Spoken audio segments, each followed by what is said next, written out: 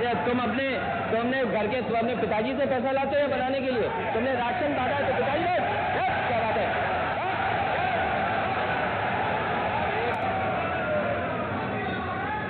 1 घंटे से अधिक माननीय अध्यक्ष जी, नेता सदन खड़े हैं माननीय, आप अनुमति दे चुके हैं, उसके बाद ये शोर शराबा ठीक नहीं है, ये उचित बात नहीं। अध्यक्ष जी, 1 घंटे से अधिक पूरा सदन माननीय नेता प्रतिपक्ष को सुनता रहा। बड़ी शालीनता के साथ उन्होंने अपनी बात कही। विपक्ष के नेता का जो दायित्व था, उन्होंने अपने कर्तव्यों का निर्वहन किया। हम लोगों ने सुना।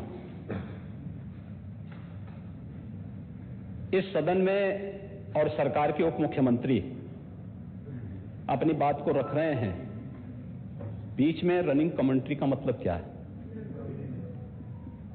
और दूसरा, एक सम्मानित नेता के खिलाफ असभ्य शब्दों का प्रयोग हो, तो शब्द का प्रयोग हो, तो ठीक नहीं है। और मैं बड़ी विनम्रता से कहूंगा नेता प्रतिपक्ष को कि आपको इतना उत्तेजित नहीं होना चाहिए।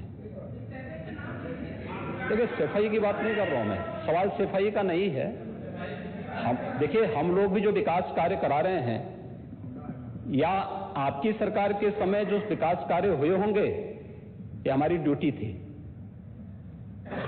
सरकार होती है और हर सरकार को अपनी उपलब्धि को कहने का अधिकार है।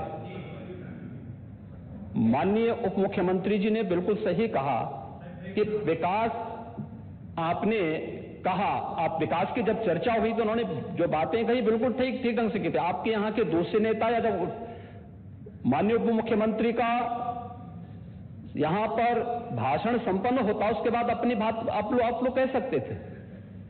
लेकिन देखिए, मैं कल भी देख रहा था, कल माननीय वित्त मंत्री जब यहां पे जवाब देने के लिए खड़े हुए,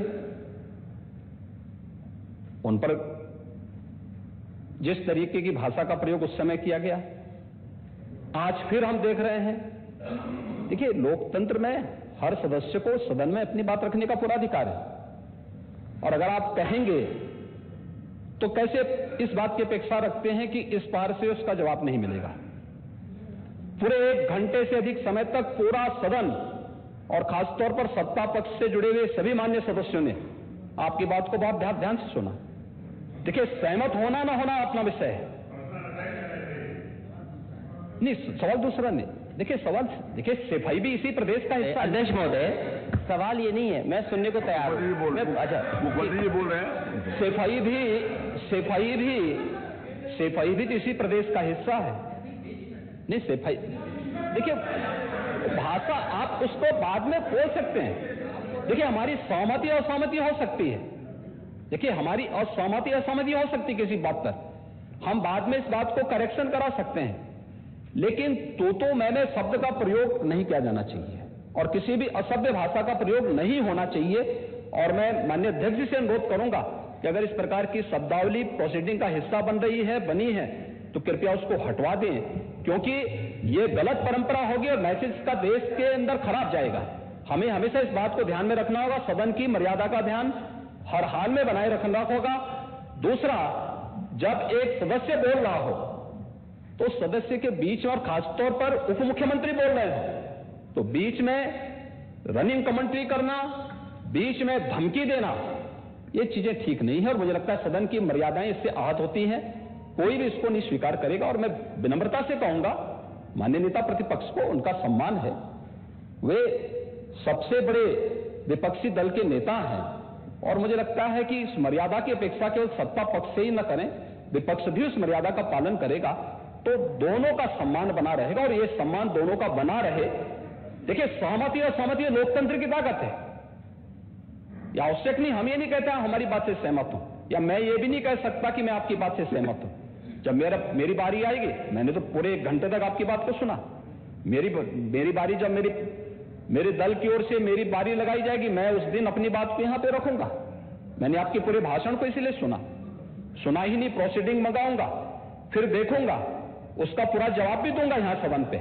और मैं उम्मीद करूंगा कि सभी विपक्षी नेतागण उस दिन यहां पर हमारी बात को भी सुनेंगे। लेकिन एक सरकार के वरिष्ठतम नेता में से एक और उप मुख्यमंत्री, जो लगातार दूसरी बार उप मुख्यमंत्री हो रहे हैं, उनके द्वारा अपनी बात को रखा जा रहा हो, मुझे लगता है शालीनता से हमें सुनना चाहिए। अगर हमें लगता है गलत हो रहा है, देखिए बहुत सारी चीजें अगर हम भी इस बात को कहते, बहुत सारी चीजें नेता प्रतिपक्ष भी ऐसी थी जो आपत्तिजनक हो सकती थी, हमने सुना। नहीं, हमें जो स्वीकार करना होगा वो स्वीकार करेंगे और उसका जवाब देंगे भी, लेकिन बीच में इस तरीके की उत्तेजना दिखाना उचित नहीं है। देखिए माहौल इससे खराब होता है और अनावश्यक रूप से बाहर मैसेज खराब जाता है। हमारे बारे में टिप्पणियां होती हैं, सदन के बारे में टिप्पणी होती है, हर एक सदस्य की मर्यादा भंग होती है और सदस्य की इसका सम्मान बाहर तार तार होता है, पब्लिक में इसका मैसेज खराब होता है और इस प्रकार की शब्दावली का प्रयोग न हो। और अगर ये तो शब्द का प्रयोग हुआ है तो मैं आपसे अनुरोध करूंगा कि कृपया इसको सदन की प्रोसीडिंग का हिस्सा कतई न बनाने दिया जाए, क्योंकि ये आने वाले समय में नजीर बनेगा। फिर यही होगा जो इससे पहले इस सदन में होता रहा है, उस चीज को हर हाल में रोकना होगा। और मैं आपसे विनम्र अनुरोध करूंगा कि ये रनिंग कमेंट्री, बीच में धमकी देना, ये चीजें बंद होनी चाहिए। अच्छा होगा कि कार्रवाई को दिखवा लूंगा। धन्यवाद। मैं कार्रवाई को अध्यक्ष महोदय, जो बात अगर नेता सदन ने कहा कि कोई अनपार्लियामेंट्री लैंग्वेज या वर्ड्स आए तो उनको निकाल दिया जाए, मैं भी सहमत हूं। लेकिन मेरा अध्यक्ष महोदय वही निवेदन ये भी है कि किसी को पर्सनल नहीं कहा जाना चाहिए।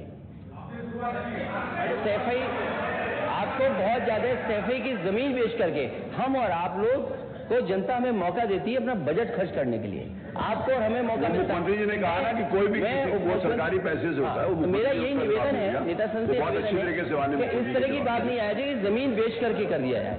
माननीय केवल मैंने ये कहा था कि जो आपके जिले के लिए जो 4 लेन बनी थी वो किसने बनाई थी? माननीय उप मुख्यमंत्री जी। क्या बात है? माननीय सब लोग जरा ध्यान से सुने, सब लोग बीच में माननीय अध्यक्ष महोदय, बीच में जो भी अनुपस्थित, मैंने कहा जो कुछ भी हो। माननीय अध्यक्ष महोदय, मैं बीच में जब मैंने अपना भाषण कर रहा था उसमें नेता प्रतिपक्ष खड़े होकर के क्या कहे, शोर शराबे में बात सुन नहीं पाया। लेकिन जो मेरे कहने का एकमात्र तात्पर्य है कि उत्तर प्रदेश की जनता की सेवा के लिए जनता ने आपको नकार दिया है और भारतीय जनता पार्टी को लगातार स्वीकार किया। आपको ये 5 साल सत्ता में नहीं रहे, आगे 5 साल के लिए फिर विदा हो चुके हैं। 2027 में चुनाव आएगा, मैं तो यह मानता हूं कि फिर कमल खिलेगा, फिर आपका अभी कोई भविष्य इस समय नहीं है। लेकिन सड़क किसने बनाई है, एक्सप्रेस किसने बनाया है, मेट्रो किसने बनाई है? जैसे लगता है आपने सैफई की जमीन बेच करके ये सब बनवा दिया है। तुम अपने घर के अपने पिताजी से पैसा लाते हो बनाने के लिए? तुमने राशन